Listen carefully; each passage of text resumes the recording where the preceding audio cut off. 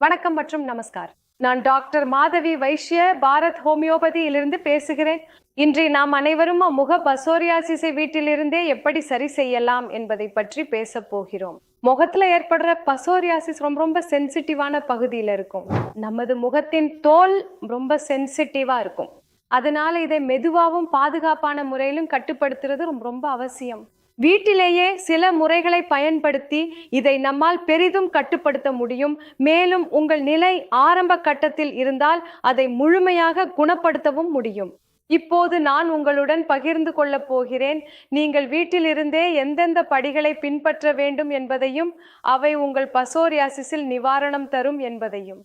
முதலில் உங்கள் பசோரியாசிக் தோலில் நீங்கள் தேங்காய் எண்ணெய் பயன்படுத்துங்கள். என் கருத்தில் தேங்காய் எண்ணெய் சிறந்த ஈரப்பதப்படுத்தி ஆகும். சில நோயாளிகளுக்கு இது பொருந்தாது என்றால் அவர்கள் தங்களுக்கேற்ற தாசா மற்றும் இயற்கை ஈரப்பதப்படுத்திகளை பயன்படுத்தலாம்.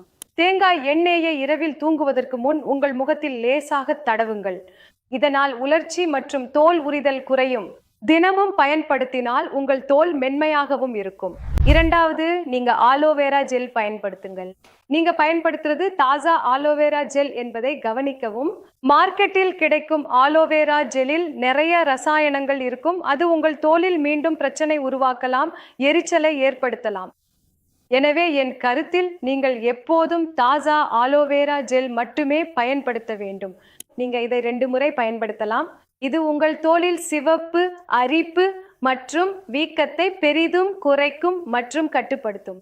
மூன்றாவது, நீங்கள் மஞ்சள் மற்றும் தேன் கலந்த பேஸ்டையும் பயன்படுத்தலாம். ஒரு சிட்டிகை மஞ்சளையும் அதில் ஒரு மேசை கரண்டி தேனையும் கலந்து 10 முதல் 15 நிமிடம் முகத்தில் வைத்திருக்கவும். பிறகு அதை லேசான சூடான நீரில் கழுவி விடவும்.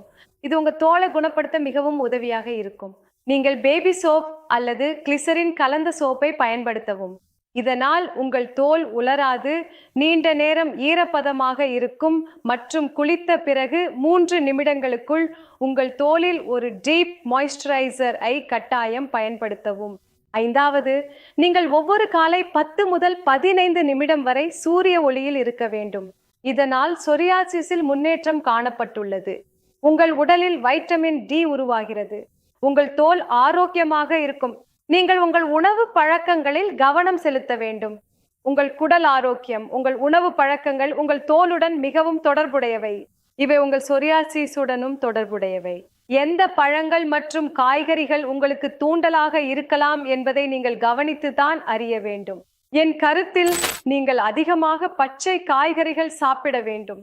காரட், பீட்ரூட் போன்றவற்றை சாப்பிடுங்கள். மிகவும் எண்ணெயில் வறுத்த ஜங்க் உணவுகளை தவிர்க்கவும். மதுபானம், புகைப்பிடிப்பு ஆகியவற்றை நீங்கள் பயன்படுத்தினால் அவற்றை முற்றிலும் நிறுத்துங்கள். அதேபோல் அதிக சர்க்கரை உட்கொள்ளும் பழக்கமும் உங்கள் உடலில் அழற்சி அதிகரிக்க செய்யும். எனவே அதைவும் நிறுத்துங்கள். முகத்தில் மீண்டும் மீண்டும் அரைக்க வேண்டாம்.